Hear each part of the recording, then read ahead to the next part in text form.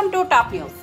AP సార్వత్రిక ఎన్నికల్లో అధికార వైసీపీకి పరాజయం తప్పదని, అసహనంతోనే హింసకు పాల్పడుతున్నారని జనసేన పార్టీ ప్రధాన కార్యదర్శి నాగబాబు అన్నారు. ఎన్నికల తర్వాత రాష్ట్రంలో నెలకొన్న ఆందోళనకర పరిస్థితులను నాగబాబు ప్రస్తావించారు. ఈవీఎంలు ఉన్న స్ట్రాంగ్ రూమ్స్ దగ్గర భద్రత పెంచాలని ఎన్నికల సంఘాన్ని కోరారు. హింసకు పాల్పడ్డ వైసీపీ నేతలే ఎన్నికల సంఘాన్ని పోలీసులు నిందించడం విడ్డూరంగా ఉందన్నారు. దొంగే దొంగ అని అరిచినట్టుగా వైసీపీ నేతల తీరు ఉందని ఆయన ఎద్దేవా చేశారు. అలాంటి వ్యక్తికి కూడా కొంచెం కోపం వచ్చింది. అంటే ఎంత కష్టపడ్డాడో మీరందరూ అర్థం చేసుకోండి. మర్రెడ్డి గారు ఇక్కడ ద్వారపూడిలో ఉంటారు, ఎప్పటికీ మీకు అందుబాటులో ఉంటారు, మేము అందరూ అందుబాటులో ఉంటాం. వేరే శంకరావు చెప్తాను. సో ఆయన కూడా మీ అలాగే తుమ్మలపల్లి రమేష్ ఆయన మాటల మనిషి, జాతర మనిషి, జగ్గంపేటకి చాలా ఇన్ఛార్జ్గా ఉన్నారు. జ్యోతుల నెహ్రూ గారికి జనసేన తరఫున మనస్ఫూర్తిగా పనిచేసింది. ఆయనకు కూడా మీ అభినందన తెలియజేయండి. జనసేనకి ప్రజారాజ్యం పార్టీ ఎప్పుడు ఉన్నారు, తర్వాత జనసేన చక్కగా జనసేన కార్యక్రమాలు చేస్తారు. ఇక్కడ ఉన్న మానస కానీ, తర్వాత ఇక్కడ ఉన్న పెద్దవాళ్ళందరూ వీళ్ళందరినీ చూస్తున్నాను. రాజు, నేను అందరూ నాకు ముఖ్యంగా నేను మాట్లాడాల్సింది మీ గురించి. మీరనేవాళ్ళు కనుక ఈరోజు బూత్ లెవెల్లో కష్టపడి పనిచేయకపోయింటే మాకు అంటే ఎంత అద్భుతంగా పనిచేశారంటే మీరు. అది 2019లో జరగల, ఇవాళ పిఠాపురం అది సాధ్యమైంది. అద్భుతంగా ఒకళ్ళెవరో ఫోన్ చేసి, ఏమండి మధ్యాహ్నం ఫోన్ చేసి 4 o'clockకి 3 o'clock మన వాళ్ళకి అప్పుడే సంబరాలు పడిపోయారండి, అందరూ వచ్చేసి ఆడుతున్నారంటే చెప్పాను. బూత్ లెవెల్లో పనిచేస్తున్న ఏ జనసేన కూడా బయటకు రాలేదు, అక్కడే ఉన్నారు, కష్టపడి పనిచేశారు. ఈవీఎంలు స్ట్రాంగ్ రూమ్లోకి వెళ్ళి లాక్స్ దాకా ఉంటారు. బయట హడావిడి లేకపోతే ఎంజాయ్ చేసింది మన ఈ బూత్లో పనిచేయని జన సైనికులు ఉంటారు. వాళ్ళ సంతోషాన్ని మేమే అక్కడ ఆపుతాం. ఉంటుంది వాళ్ళు హ్యాపీ దొరుకుతున్నారు, అరుస్తున్నారు. ఏం చేస్తాం, చెప్తాం. అరే బాబు కొంచెం నిదానం ఉన్నాడని మాకు తెగ వచ్చేస్తున్నాయి పెద్దవాళ్ళ నుంచి కాల్స్. ఒక పెద్ద డిపార్ట్మెంట్ నుంచి ఫోన్ చేశారు ఆయన, సార్ మేము కుర్రోళ్ళు కండువా వేసుకున్నారు సార్. నేను అనుకున్నాను తెల్లక, మాకు జనసేన కండువా ఉంటుంది తెల్లగా. అది అనుకుని ఎవరు కండువాలు వేసుకోవద్దు. తర్వాత వచ్చి మనవాళ్ళు ఏమన్నారంటే కండువాలు తీసేయమంటే మీరు ఫ్యాన్ తీసేయండి అన్నారు వీళ్ళు.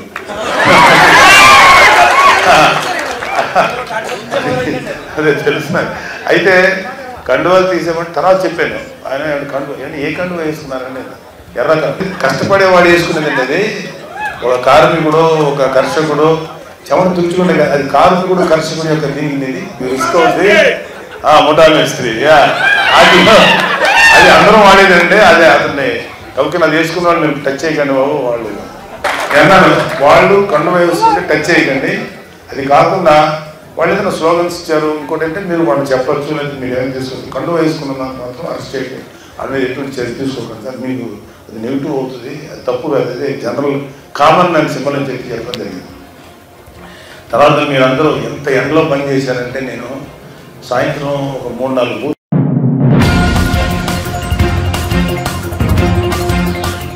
ఏపీ అసెంబ్లీ ఎన్నికలు ముగిసిన అనంతరం తొలిసారి సీఎం జగన్మోహన్ రెడ్డి బయటకు రానున్నారు. విజయవాడ బెంచ్ సర్కిల్లో ఉన్న ఐపాక్ సంస్థ ఆఫీసును ఆయన సందర్శించనున్నారు. అసెంబ్లీ ఎన్నికల్లో వైఎస్ఆర్సీపీకి వ్యూహకర్తగా వ్యవహరించిన ఐపాక్ సంస్థ ప్రతినిధులతో ఆయన ముచ్చటించనున్నారు. ఏపీ అసెంబ్లీ, లోక్సభ ఎన్నికల్లో వైసీపీ కోసం కృషి చేసిన బృందానికి ఆయన కృతజ్ఞతలు చెప్పనున్నారు. బృంద సభ్యులకు కొన్ని బహుమతులకు అందజేయనున్నారని సమాచారం.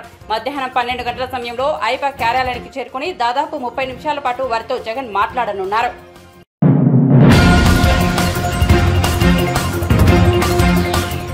జూన్ 4వ తేదీన ఎన్నికల ఫలితాలు వెల్లడి కానున్నాయి. అన్ని ప్రధాన పార్టీలు కూడా గెలుపుపై పూర్తి ధీమాతో ఉన్నాయి.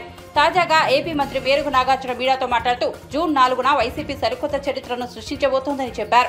నిజమైన ప్రజానాయకుడు జగన్ కు ఏపీ ప్రజలు మరోసారి పట్టం కట్టబోతున్నారని అన్నారు. రాష్ట్రంలో రామరాజ్యం రాబోతోందని తెలిపారు. పేదలకు, పెత్తందారులకు మధ్య జరిగిన ఎన్నికల యుద్ధంలో వైసీపీ మరోసారి అధికారంలోకి రాబోతోందని చెప్పారు. పేదలంతా వైసీపీకే ఓట్లు వేశారని అన్నారు. కమిషన్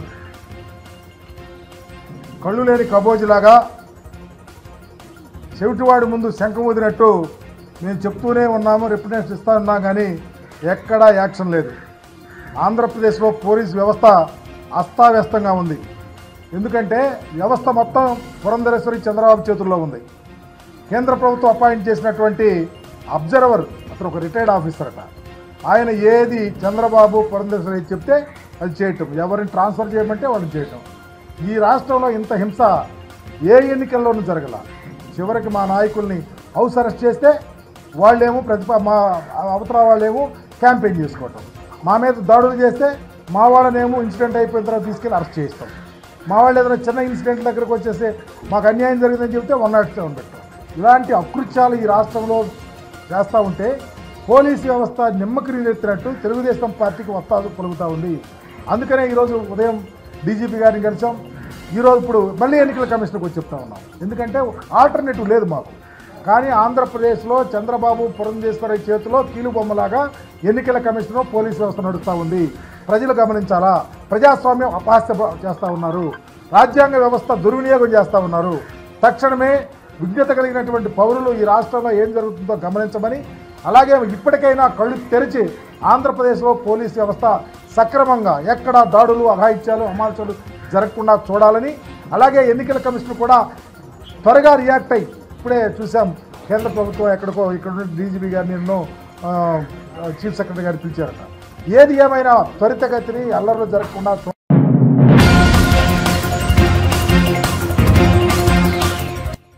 ఏపీలో ఈసారి భారీగా పోలింగ్ నమోదైన విషయం తెలిసిందే. బుధవారం సీఈఓ ముఖేష్ కుమార్ మీనా ప్రత్యేకంగా మీడియా సమావేశం నిర్వహించి రాష్ట్రంలో నమోదైన పోలింగ్ వివరాలను వివరించారు. రాష్ట్రంలో మొత్తంగా 81.86% పోలింగ్ నమోదైనట్లు తెలిపారు. ఇందులో ఈవీఎంల ద్వారా 80.66%, పోస్టల్ బ్యాలెట్తో 1.2% పోలింగ్ నమోదైందని వెల్లడించారు.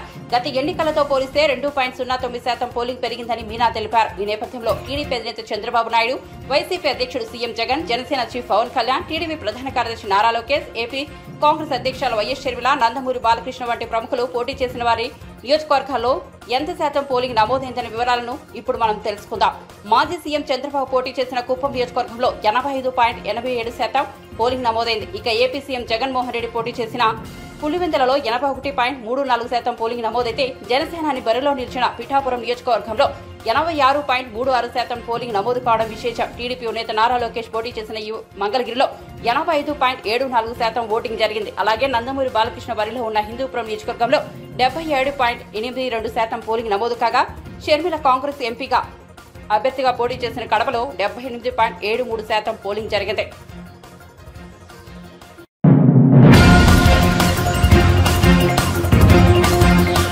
ఎన్నికల్లో వైఎస్ఆర్సీపీ సృష్టించిన అరాచకాలపై కూటమి నేతలు గవర్నర్కు ఫిర్యాదు చేశారు. టీడీపీ నేతలు వర్లరామయ్య, కొల్లు రవీంద్ర, బీజేపీ నేత లంకా దినకర్ తదితరులు రాజ్భవన్లో గవర్నర్ అబ్దుల్ నజీర్తో భేటీ అయ్యారు. పల్నాడు, రాయలసీమలో పోలింగ్ రోజు, ఆ తర్వాత జరిగిన దాడుల గురించి వివరించారు. అనంతరం వర్లరామయ్య మీడియాతో మాట్లాడారు.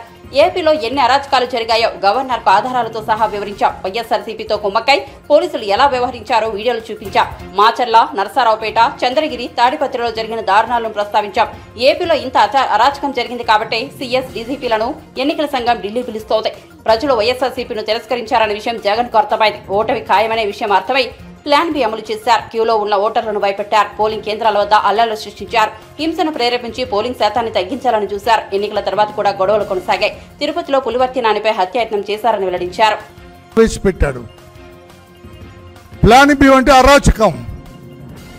ఇదంతా ముందుగా వాళ్ళు ప్లాన్ చేసుకున్న కుట్రలో భాగం. అది ప్లాన్ బి. అరాచకం మొదలుపెట్టారు. పోలింగ్ బూతులు క్యాప్చర్ చేయాలని మొదలుపెట్టారు. పోలింగ్ బూత్లో ఎక్కువ మంది తెలుగుదేశం పార్టీకి సానుభూతి పరులు, ఓటర్స్ కనపడితే అక్కడ విధ్వంసం సృష్టించడానికి ప్రయత్నం చేశారు. ఈ రకంగా అలజడి సృష్టించి వాళ్ళ ఓట్ల వరకు వాళ్ళు వేయించుకొని మిగతా ఓట్లు పోలింగ్ బూత్లోకి రాకుండా, ఓట్లు వేయకుండా చూడాలని ప్లాన్ బిని ప్రవేశపెట్టారు. కానీ ఓటర్లందరూ కూడా అకుంఠితమైన దీక్షతోటి, అచంచలమైన విశ్వాసంతో ఈ నరరూప రాక్షసుడు వెళ్ళిపోవాలి, చంద్రబాబు గారు రావాలి, ఆ ఎన్డీఏ కూటమి రావాలి, అప్పుడే ప్రజాస్వామ్యం రాష్ట్రంలో పరిఢవిల్లుతుంది, అప్పుడే రాజ్యాంగపరమైన పరిపాలన వస్తుంది, అప్పుడే ప్రజా పరిపాలన వస్తుందన్న నమ్మకంతో వాళ్ళు చూపించిన ఆశలకి ఆశపడలేదు.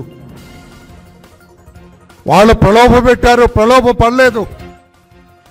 వాళ్ళు భయపెట్టారు, భయపడలేదు. కర్రలతో కొట్టారు, భరించారు. రక్తం ధారలుగా కారుతున్నా కూడా భరించారు, ఓర్పుగా వెళ్ళి ఓటు వేశారు. మరి ఒక మహిళ తల చితికిపోయినా కూడా నేను ఓటు వేయాల్సిందని ఆ మహిళ చెయ్యి అడ్డం పెట్టుకొని పోలింగ్ బూత్లోకి వెళ్తే నరహంతకులైన వీళ్ళ గుండె మనస్సు కరగలేదు. అంతటి దుర్మార్గులు వాళ్ళు. రాష్ట్రం అంతా కూడా అన్ని చోట్ల అరాచకం సృష్టించారు, దౌర్జన్యం సృష్టించారు. ఓడిపోతూ ఉన్న నిరాశ నిస్పృహలు వాళ్ళకి వెంటాడుతూ ఉన్నాయి. నిరాశ నిస్పృహలతోటి వైకాపా పార్టీ, జగన్మోహన్ రెడ్డి గారు అనే టీం కొట్టుమిట్టాడుతున్నారు. ఫ్రస్ట్రేషన్ అంటాం ఇంగ్లీష్లో. ఫ్రస్ట్రేషన్తో కొట్టుమిట్టాడుతూ ఇష్టం వచ్చినట్లుగా అలజలు సృష్టించి కనిపించిన తెలుగుదేశం పార్టీ కార్యకర్తలందరూ కూడా కొట్టాలని పంపించారు. మాచర్లలో ఏంటండి అరాచకం ఏంటండి? అలా పోలీసు వ్యవస్థ అసలు ఉన్నదా? పోలీసు వ్యవస్థ వెంటనే ఆ పిన్నెల్లి బ్రదర్స్ ఇద్దరిని కాళ్ళు కొట్టి లోపల పడేద్దండి, మెడబెట్టి గంటి లాకప్లో తాళం వేసేద్దు. లాకప్కి వాళ్ళిద్దరిని ఎట్లా అలవ్ చేస్తారండి? ఆ వీడియో మావాడు కారులో వెళ్తూ వీడియో తీశాడు కదా. ఏదో యుద్ధానికి వెళ్తున్నట్టుగా రాడ్లు పట్టుకొని, కర్రలు పట్టుకొని, కత్తులు పట్టుకొని వాళ్ళు వెళ్తూ ఉంటే చూద్దాం చూస్తారా పోలీసులు? తమాషా చూస్తారా పోలీసులు? మీరేమో సినిమా పోలీసా? మీరేమన్నా నిజమైన పోలీసా? చట్టాన్ని కాపాడవలసిన మీరు, ధర్మాన్ని కాపాడవలసిన మీరు, చట్టబద్ధంగా వ్యవహరించవలసిన మీరు కర్రలు కత్తులతోటి వాళ్ళు వెళ్తుంటే చోద్యం చూస్తారా? వాళ్ళు కార్డన్ చేయొద్దు, వాళ్ళు పికప్ చేయొద్దు, ప్రివెంటివ్ అరెస్ట్ చేయొద్దు, ఏం చేయకుండా చోద్యం చూస్తున్న ఈ పోలీసు వ్యవస్థని ఏమన్నా మాకు అర్థం కలదు. ఎలాగా వాళ్ళు బయట తిరిగి అర్హత ఏముంది? పిన్నెల్లి బ్రదర్స్కి కాళ్ళు ఎరగొట్టి లోపల పడేయాల్సింది పోయి ఎలవ్ చేస్తారా? అక్కడ చంద్రగిరిలో ఆ నాని అతను చాలా డొసైల్ మ్యాన్, చాలా మెతక మనిషి, మంచివాడు అతను ఇష్టం ఆయన చంపాలని ప్రయత్నం చేశారు. That is a clear case of attempt to kill him. అతను చంపడానికి ప్లాన్ చేశారు. ఎందుకంటే ఆ చెవిరెడ్డి ఫ్యామిలీ, చెవిరెడ్డి తండ్రి కొడుకు ఓడిపోతున్నారు అక్కడ. వాళ్ళకి స్పష్టంగా తెలుసు తాము ఓడిపోతున్నామని. అందుకే మా నాయకుడు నానిని లేపేద్దామని ప్లాన్ చేశారు. పోలీసులు చోద్యం చూస్తున్నారు. అక్కడ ఉన్న డిఎస్పీ అతను సినిమా డిఎస్పీ, నాటు ఒరిజినల్ డిఎస్పీ లాగా కనపడలేదు నాకు. సినిమా పోలీసులా కనపడ్డాడు డిఎస్పీ. అంతా జరుగుతుంది అక్కడ తాడిపత్రిలో. వాట్ ఇస్ దిస్ తమాషా? ఈ చెవిరెడ్డి బ్రదర్స్ని అరెస్ట్ చేద్దండి. బ్రదర్స్ తండ్రి కొడుకుల్ని బయట తిరిగి అర్హత ఉందా వాళ్ళకి? కాళ్ళు ఎరగొట్టి మొత్తం బట్టలు తీసి లోపల పడేయాలి ఇద్దరిని. బయట తిరిగి అర్హత లేదని చెప్పాలి వాళ్ళిద్దరికి. అటువంటిది ఇష్టం వచ్చినట్లుగా జీ హుజూర్ అని పనిచేస్తారా? ఏం పోలీస్ అయ్యా మీరు? తాడిపత్రిలో ఎవరో అతను అనకూడదు, అతను పెద్దారెడ్డి. ఏం పెద్ద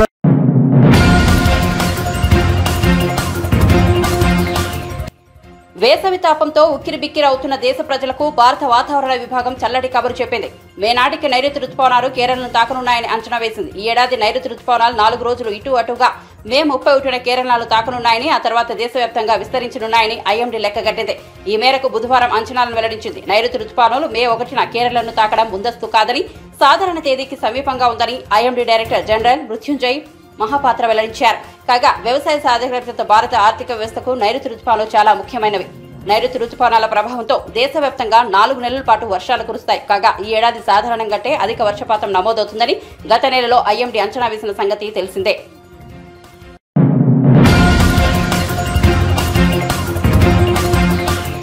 ఎన్నికల సమయంలో క్వింటాల్కు 500 రూపాయలు బోనస్ ఇస్తామన్న ముఖ్యమంత్రి రేవంత్ రెడ్డి ఇప్పుడు మాత్రం సన్నవడ్లకు మాత్రమే ఇస్తానని చెప్పడం వంచడమేనని బీఆర్ఎస్ అధినేత కేసీఆర్ అన్నారు. రాష్ట్రంలో 90% రైతులు దొడ్డు వడ్లనే పండిస్తారనే విషయం అందరికీ తెలిసిందే అన్నారు. ఈ విషయం ప్రభుత్వానికి తెలిసి కూడా దొడ్డు వడ్లు పండిస్తే బోనస్ ఇవ్వబోమని ఎలా చెబుతుందని ప్రశ్నించారు. వరి వేసిన వారందరికీ 500 రూపాయలు బోనస్ ఇవ్వాలని డిమాండ్ చేశారు.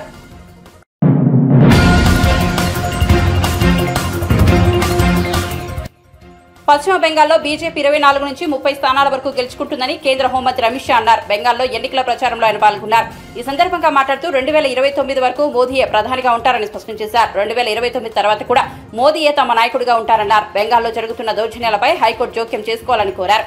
పాకిస్తాన్ వద్ద అణుబాంబు ఉందని కాంగ్రెస్ నేతలు చెబుతున్నారని, వారి వ్యాఖ్యలపై రాహుల్ గాంధీ స్పందించాలని డిమాండ్ చేశారు. సందేశ్ ఖాళీ ఘటన విషయంతో మమతా బెనర్జీపై ఆగ్రహం వ్యక్తం చేశారు. మత ప్రాతిపదికన మహిళలపై బెంగాల్లో దాడులు జరుగుతున్నాయని మండిపడ్డారు. ये दोनों के बीच में श्रीरामपुर वालों आपको तय करना है कि देश किसको दे। एक और 12 लाख करोड़ के कपड़े घोटाले भ्रष्टाचार करने वाला ये इंडी अलायंस है और दूसरी ओर सीएम और पीएम रहते हुए 23 साल तक जिस पर 25 पैसे का भी आरोप नहीं लगा ऐसे नरेंद्र मोदी। एक और थोड़ी गर्मी बढ़ते ही छुट्टी मनाने जाने वाले राहुल बाबा है, थाईलैंड जाते हैं, बैंकॉक जाते हैं और दूसरी ओर 23 साल तक दीपावली के दिन भी सेना के जवान के साथ मिठाई खाने वाला नरेंद्र मोदी है। भाइयों बहनों, कबीर शंकर बोस को उसके नाम के सामने जो कमल का निशान है वो पवित्र पद्म फूल पर जब आप वोट दोगे इनको दिया हुआ एक एक वोट नरेंद्र मोदी जी को प्रधानमंत्री बनाने वाला। भाइयों बहनों, आप तय करो कि आपको खुद को करोड़पति बनाने वाले इंडी अलायंस चाहिए या 3 करोड़ लखपति दीदी बनाने वाला नरेंद्र मोदी। आपको ये इंडी अलायंस की चाइनीज गारंटी चाहिए या मोदी जी के कॉन्क्रीट वादे। बंगाल वालों, आपको तय करना है, आपको घुसपैठिए चाहिए या सीए से हमारे शरणार्थी भाइयों को नागरिकता देने वाला नरेंद्र मोदी। आपको वोट फॉर जिहाद चाहिए या वोट फॉर विकास।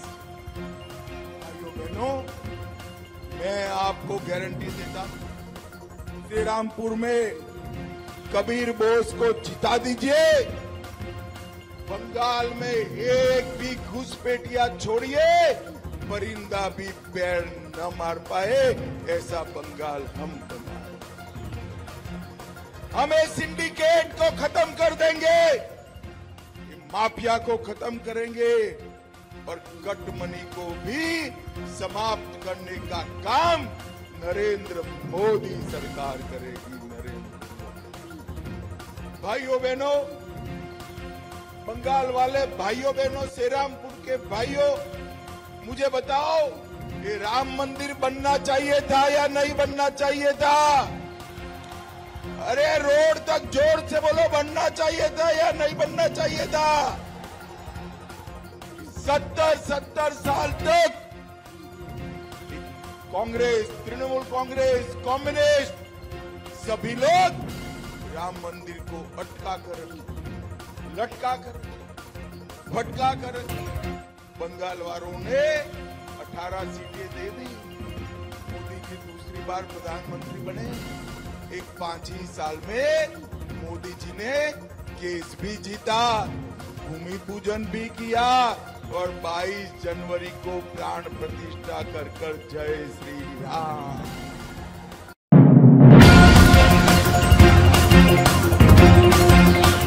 ముఖ్యమంత్రి రేవంత్ రెడ్డి తెలంగాణ ఆర్థిక పరిస్థితిపై బుధవారం సమీక్ష నిర్వహించారు. సచివాలయంలో జరిగిన ఈ సమీక్షా సమావేశానికి మంత్రులు ఉత్తమ్ కుమార్ రెడ్డి, పొంగులేటి శ్రీనివాసరెడ్డి, సంబంధిత అధికారులు హాజరయ్యారు. రాష్ట్ర ఆర్థిక పరిస్థితులతో పాటు ధాన్యం కొనుగోలు, వ్యవసాయంపై సమీక్ష నిర్వహించారు. నిన్నటి వరకు ముఖ్యమంత్రి రేవంత్ రెడ్డి ఎన్నికల బిజీలో ఉన్నారు. పలు అంశాలపై సమీక్ష నిర్వహించారు. ప్రధానంగా తడిసిన ధాన్యాన్ని కొనుగోలు చేయడానికి నిరాకరిస్తున్న నేపథ్యంలో ఈ అంశంపై చర్చించారు. ఎక్కడ త్రాగునీరు సమస్యలు తలెత్తకూడదని అధికారులను ఆదేశించారు. తడిసిన ధాన్యాన్ని ప్రభుత్వమే కొంటుందని స్పష్టం చేశారు.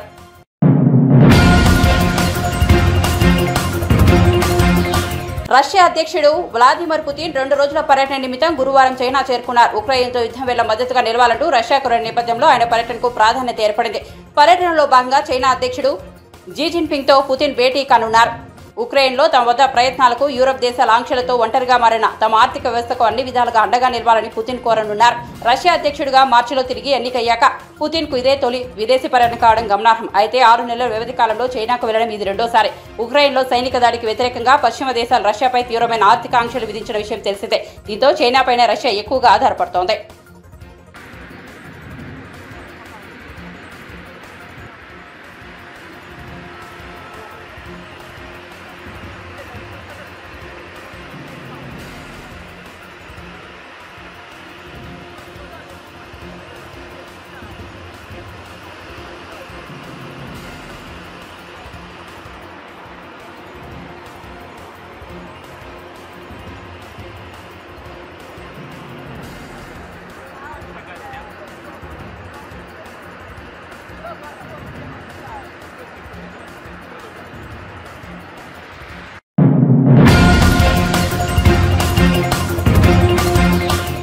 ఏపీలో 175 అసెంబ్లీ 25 పార్లమెంట్ స్థానాలకు ఎన్నికలు ముగియడంతో ఇక ఏ పార్టీ అధికారంలోకి వస్తుందని దానిపై స్టేట్ పాలిటిక్స్ లో జోరుగా చర్చ జరుగుతోంది.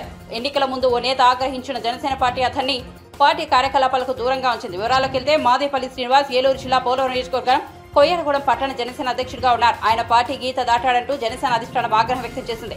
ఈ మేరకు ఆయనపై చర్యలు తీసుకుంది. ఈ నేపథ్యంలో ఆయనకు పార్టీ నుంచి సస్పెండ్ చేసినట్లు పార్టీ ముఖ్య నేత కొనిదెల నాగబాబు ఒక ప్రకటన కూడా విడుదల చేశారు. మాదేపల్లి శ్రీనివాస్ ఎన్నోసార్లు హెచ్చరించినా కూటమి పొత్తు ధర్మానికి విరుద్ధంగా వ్యవహరించారని జనసేన పార్టీ ఆరోపించింది. ఈ క్రమంలో ఎన్నికల పోలింగ్ ముగిసిన తర్వాత జనసేన పార్టీ అతనిపై సస్పెన్షన్ ఎత్తివేసినట్లు తెలిపింది. ఈ సస్పెన్షన్ కు కారణమైన ఆరోపణలపై ఆయన సంతృప్తికరమైన సమాధానం ఇచ్చిన నేపథ్యంలో సస్పెన్షన్ ను ఎత్తివేస్తున్నామని తెలిపారు. ఆయన పిఠాపురం నియోజకవర్గంలో జరిగే పార్టీ కార్యకలాపాల్లో ఎప్పటి మాదిరిగానే పాల్గొనవచ్చని జనసేన అధినేత పవన్ కళ్యాణ్ తెలిపారు.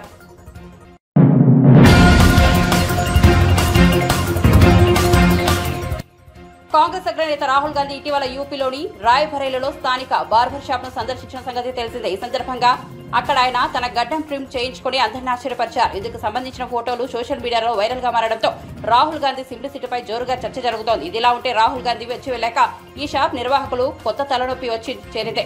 రాహుల్ రక్త షాప్ కస్టమర్లు క్యూ కట్టడమే కాకుండా రాహుల్ గాంధీ కూర్చున్న సీటుకు డిమాండ్ కూడా పెరిగింది. వచ్చిన కస్టమర్లంతా రాహుల్ గాంధీ కూర్చున్న చైర్లోనే తమకు కటింగ్ లేదా ట్రిమ్మింగ్ చేయాలంటూ పట్టుబడుతున్నారట. పక్క సీట్లో ఖాళీగా ఉందని చెప్పినా తాము రాహుల్ గాంధీ ఉపయోగించిన చైర్లోనే కూర్చుంటామని వెయిట్ చేస్తున్నారట. రాహుల్ గాంధీ అంతటి వ్యక్తి కూర్చున్న కుర్చీలో తాము కూడా కూర్చోవడానికి అనేక మంది ఇష్టపడుతున్నారట. ఇక్కడ ఉన్న డిమాండ్ చూస్తుంటే ఈ కుర్చీ ఎక్కడ దొంగతనం అవుతుందో అనే సందేహాలను వ్యక్తమవుతోందని షాప్ కు వచ్చిన కస్టమర్లు ఫన్నీగా చెబుతున్నారు. तो भैया कस्टमर लोग आ रहे हैं तो क्या कह रहे हैं थोड़ा बताना आप। मतलब ऐसा है, मतलब जो भी कस्टमर आ रहा है डिमांड यही कर रहे हैं कि यहाँ ने इसी चेयर पर बैठेंगे। राहुल जी बैठे थे, राहुल जी बैठे थे तो उनका भी मन कर रहा है कि इसी में बैठे, हम भी से बैठ के पाला कटाया। आप भी बोले थे क्या कि हम इसी पे बैठे? हमने भी यही बात बोली कि हम भी इसी चेयर में बैठे। फिर जब हम बैठे तो हमें महसूस बहुत अच्छा लगा। हमने मतलब सोच के मुझे ये फील हुआ कहीं ऐसा ना कि आप ये पार कटा के जा रहे थे चेयर में और रात में कोई चोरी कर लेते, चेयर न रहे आपके।